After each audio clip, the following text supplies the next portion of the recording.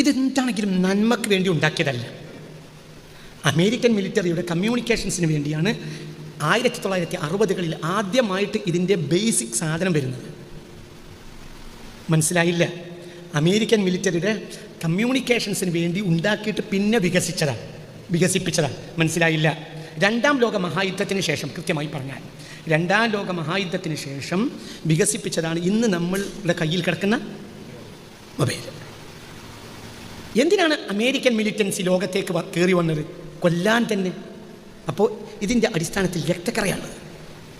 ഇതൊരിക്കലും നല്ലൊരു സാധനമല്ല.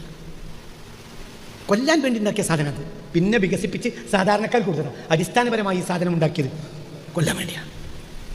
ഇത് കൊല്ലാണ്ടാക്കിയതാണ്.